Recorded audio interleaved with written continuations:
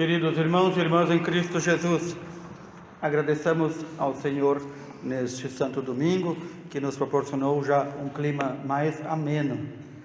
Este clima mais ameno também é sinal do Senhor para nós, sinal de seu amor, da sua misericórdia. Recordemos também o Senhor na sua palavra, sua santa palavra, que nos chega hoje neste Santo Domingo, nos faz questão de convocar a fazer parte de seu povo, e nós o fazemos pelo batismo. Mas ainda o Senhor, por meio de São Paulo, nos recorda que nós somos santuário de Deus, porque pelo batismo o Espírito de Deus mora em nós. Esta verdade muitas vezes é esquecida, seja em relação a nós mesmos, seja em relação ao outro. E por isso o verdadeiro cristão ama o outro, honra o outro e tem toda a deferência para com o outro, porque o outro também é santuário de Deus. Muitas vezes nós esquecemos disto, e nós muitas vezes vivemos ainda como no tempo antigo, que dizia olho por olho e dente por dente.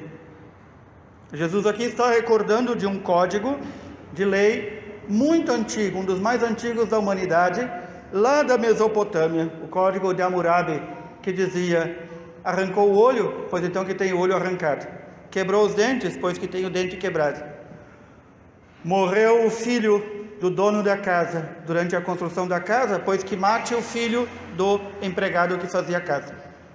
E assim a humanidade, se tivesse vivido com este código, já não teríamos mais gente com olho e gente com dente, nem língua, nem pernas, nem braços. Já estaríamos todos decepados. E então o que Jesus nos recorda é este novo código de amor. Novo para aqueles que o ouviam na época. Embora, como podemos muito bem observar, na primeira leitura do livro do Levítico, lá no início da formação do povo de Deus, Deus ordena a Moisés: fala a toda a comunidade dos filhos de Israel e diz-lhe: sede santos, porque eu, o Senhor vosso Deus, sou santo. Notemos aqui, não se trata de um convite a sermos santos, se trata de uma ordem: sede santos. O verbo ser está no imperativo: sede santos, porque eu, o Senhor vosso Deus, sou santo. E já no livro do Levítico o Senhor diz: modos de vivermos a santidade: não ter no coração ódio contra o irmão. Lembrar que o amor verdadeiro envolve também repreender o próximo, para não nos tornarmos culpados pelo pecado dele. Mais do que nunca, isso deve ser recordado. Há muitos cristãos que, quando alguém aponta um erro, diz: mas não julga. Não julga, é tão feio julgar, é tão feio apresentar o erro do outro. E o Senhor Deus diz: se aquele que está na tua relação, se aquele que convive contigo, se aquele pelo qual tu tem autoridade, peca, erra, é levado ao descaminho e descaminha outros, tu tens a obrigação de repreendê-lo. Tu tens a obrigação de ver e julgar, e dizer: isto não está de acordo com a vontade de Deus, isto não leva à santidade. Mas ainda o Senhor diz: não procures vingança, nem guardes rancor. Notemos aqui os tempos em que nós vivemos. Ainda tem gente que se diz cristão e sai da sua boca, esperemos que seja apenas da boca para fora e não do coração, frases totalmente anticristãs, como diz assim: me ofenderam, eu vou dar o troco, eu não levo o desaforo para casa. Quem diz isso, querido irmão e irmã, não está vivendo como cristão e não está se fazendo filho digno de Deus. Amarás o teu próximo como a ti mesmo. Eu sou o Senhor. Há um único Senhor Deus que pede, exige, nos convoca a sermos santos, como Ele. Para que são os 10 mandamentos? Para nos mostrar o modo de viver em santidade. o modo como nós também honramos este santuário que é nosso corpo e nossa alma, no qual o Senhor está pelo batismo. As nossas relações humanas, tudo isso nós devemos santificar. O nosso trabalho, o nosso estudo, o nosso lazer, também no nosso lazer devemos santificar. Também no nosso lazer, no nosso trabalho, no nosso estudo, nas nossas relações de amizade e relações familiares, devemos ter os pensamentos de Deus e não os pensamentos daqueles que são considerados sábios para este mundo.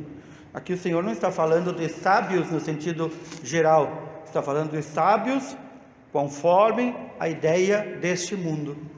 Quem é que este mundo coloca como sábios, como importantes, como legais, como gente que deve ser imitada?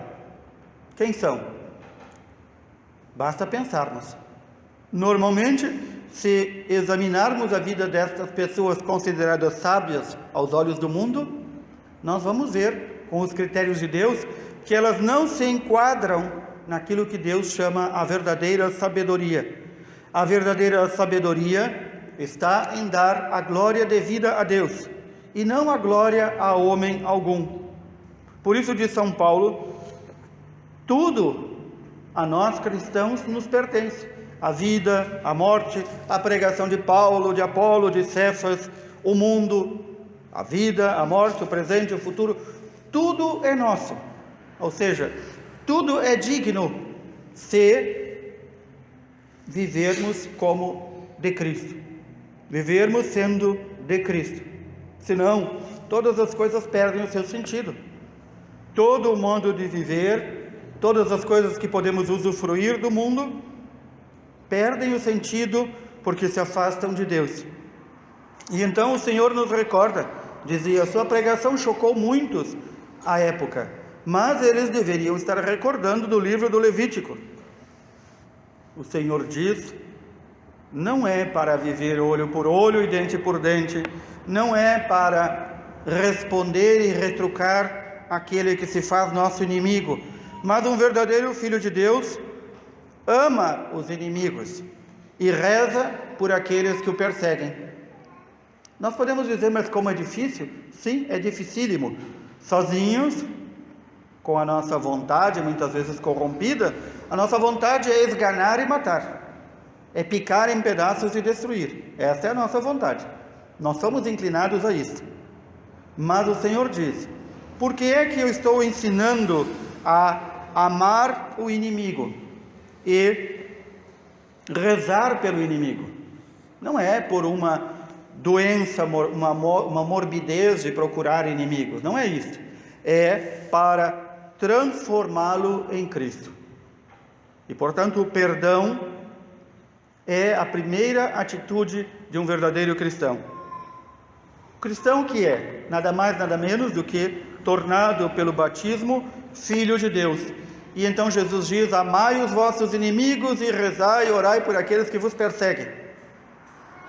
Assim vos tornareis filhos do vosso Pai que está nos céus. Qual é o comportamento de Deus Pai para com a humanidade? Ele faz nascer o sol sobre os maus e bons. Deus não disse, ou não diz, e não dirá, vou mandar o sol só para quem é bom, ou vou mandar a chuva somente para quem for justo. Porque se amais somente aqueles que vos amam, filhos de quem nós estamos sendo? Se nós saudamos apenas aqueles que amamos, filhos de quem nós estamos sendo? O Senhor aqui lembra da unidade do gênero humano, unidade dos filhos de Deus. Os filhos de Deus não fazem acepção de pessoa. Como Deus Pai, eles não têm aqueles que amam e aqueles que odeiam. Um filho de Deus não faz isso. Um filho de Deus procura compadecer-se daquele que erra. Se nós analisarmos bem profundamente, com os critérios verdadeiramente cristãos, aquele que erra, aquele que mente sobre nós, aquele que nos ofende, aquele que nos maltrata, persegue e odeia, Qual é a origem de tudo isso? Senão a ignorância. E qual é uma das obras de misericórdia mais importantes? Ensinar os ignorantes. E então, como eu vou dizer que não posso amar os ignorantes? Eu tenho que amá-los. Eu tenho que tentar transformá-los em Cristo. Transformar no amor verdadeiramente cristão. Este amor, repito, não faz acepção de pessoas, porque Deus Pai não faz acepção de pessoas. Recordo aqui de algo que muitas vezes esquecemos. Não é um convite, é uma ordem. Portanto, sede perfeitos como o vosso Pai Celeste é perfeito. Quantos cristãos, repito, espero que seja apenas da boca para fora e não do coração, dizem outra frase disparatada. Dizem assim: eu não quero ser santo, mas quero ir para o céu. Que ideia de céu tem esta pessoa? Que ideia de Deus tem essa pessoa? Eu não quero ser santo, mas quero ir para o céu. Eu não quero viver como santo, porque os santos são perseguidos, os santos são humilhados, os santos são considerados um nada para o mundo. Portanto, eu vou levando a minha vidinha de qualquer jeito. Talvez pela misericórdia de Deus, Deus vai me dar um tempo no purgatório. Que ideia de purgatório tem essa pessoa? Acha que o purgatório é uma sala de espera para ser atendido pelo médico? Que ideia nós temos do céu? O céu, no qual o profeta Isaías nos diz: os anjos no céu, com 3 pares de asas, assim diz o profeta Isaías, com uma, eles mantinham-se voando, estando na presença de Deus. Com outro par de asas, eles colocavam embaixo dos pés, para não sujar o templo de Deus, que é o céu. E com o outro par de asas, eles tapavam os olhos para não ver Deus. Este é um símbolo que o profeta Isaías nos mostra para dizer: se os santos, criaturas puras, saídas diretamente da mão de Deus, não se consideram dignos de estar no céu, na presença de Deus, quem somos nós? Quem somos nós para achar que, vivendo de qualquer forma, chegaremos no céu? Aí vem a nossa fraqueza, que nos impede muitas vezes de buscar a santidade. O objetivo da vida de um cristão, nesta terra, durante esta única vida, ou é buscar a santidade, ou não é nada. Ou ele vive buscando a santidade, e Jesus nos deu todas as receitas e remédios para buscarmos a santidade. Confiança irrestrita no Pai, que por meio do Espírito Santo derrama sobre aqueles que pedem, somente sobre aqueles que pedem, as graças necessárias para a sua santificação. Confiança irrestrita no Pai. Segundo, em tudo buscar assemelhar-se ao Pai, sem fazer acepção de pessoas, perdoando os inimigos, rezando por aqueles que nos odeiam. Terceiro, recordar que a nossa natureza é frágil e que, portanto, necessitamos diariamente do auxílio da oração e dos sacramentos que o Senhor deixou. E deixou estes sacramentos, que são sinais da nossa salvação, são remédios contra a nossa maldade, contra o nosso modo que quer se afastar tantas vezes de Deus, deixou na sua única igreja. Recordemos isso. Recordemos essas verdades esquecidas. E então, um cristão que busca viver a santidade, ele é um tanto quanto indiferente às coisas do mundo. Indiferente não quer dizer que não dê valor, mas que dá o valor devido. E o valor devido das coisas estão em Deus. Roubaram meu carro? Louvado seja Deus. Conquistei um carro? Louvado seja Deus. Consegui um emprego? Louvado seja Deus. Perdi o emprego? Louvado seja Deus. Tenho saúde? Louvado seja Deus. Estou na doença? Louvado seja Deus. Aquela foi-me tirado? Louvado seja Deus. Foi-me dado tantas amizades para que me auxiliam a chegar na vida de santidade? Louvado seja Deus. Em tudo, o louvor em todo momento o louvor deve estar em nossa boca, porque nós podemos nos dizer, somos já bem-aventurados. Pelo batismo nos foi dado o melhor Pai possível, o Pai que está no céu. Mas este Pai quer que nos assemelhemos a Ele.